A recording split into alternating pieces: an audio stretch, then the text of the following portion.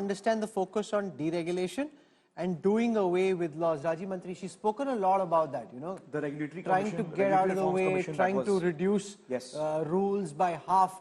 The critical question there, of course, will be implementation of what she's saying. So let's see what shape and form the Regulatory Reforms Commission takes. I will be curious to see who are the members, what is the mandate. The FM explicitly excluded the financial sector from it. So it will probably cover the other industries, not the financial industry, which is fine because we need a lot of regulatory reforms actually for the real economy. But you know, the question is, the main thing is whether the Regulatory Reform Commission covers the state governments, because the mess is in the state governments. So she mentioned about collaborating with state governments. I mean, that's why it is important to see what shape it takes. And you know, a senior economist who's worked with previous government said everyone wanted a 1991 speech. We have an 1881 type speech. My Baap Sarkar still. Do you think this is still the My Baap Sarkar mindset? That's something that you've always spoken about, written about. At the end of the day, government knows best. It's very different in that sense to what the chief economic advice. Show me where the government is saying we are getting out of business. Where is that message gone? So the expansion of the TDS, the removal of TCS, the Regulatory Reforms Commission seems to be a kind of minor retreat of the government, the state, or the Leviathan as we see it. The My Baap Sarkar, I mean, you know, in a country where 80 crore people are being given free ration and stuff like that, you can't sort of run away from that truth.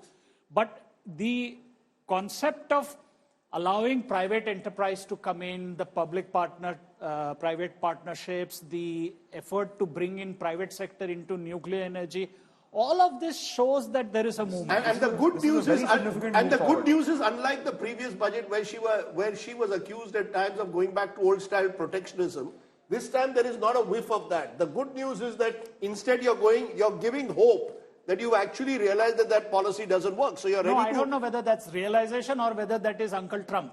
No, that's the question. But whether it is Uncle Trump or realization, that's good news, that you're not doing what you've been accused in the past of doing, of going back to almost a sort of Swadeshi sentiment, but now saying we're going to cut tariffs where necessary. We're going to sort of encourage people to come and invest in India.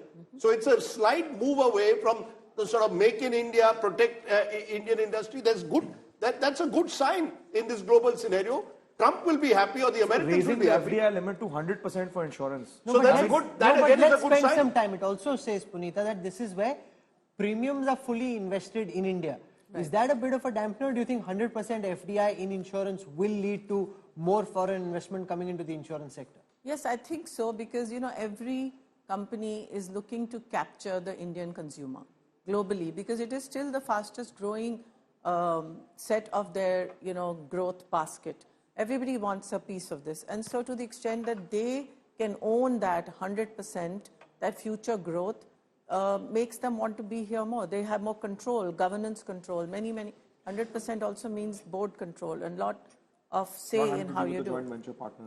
Yeah. So I think definitely it will spur. You know, one of the other things that it also will enable listing of some of this insurance. Like, for instance, they have allowed for health and general health and life to be listed. Now the IRDA is saying that you should list if you've been in business for so many years.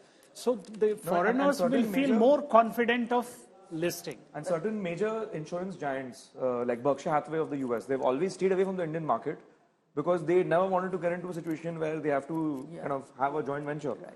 So now they can come in directly, own the entire business, and as Punita ji said, take part in the great Indian consumer story. So 2 points. I was just thinking about your question, Rahul. Why is the market down? One, maybe the slippage on the fiscal deficit. I think we've not talked about that. There is, you know, she acknowledged the slippage, so bond yields could be going up.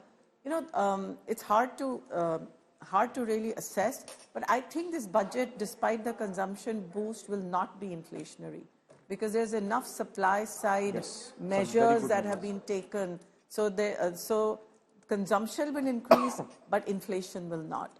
That's at least my initial read without having read the fine print, which is good.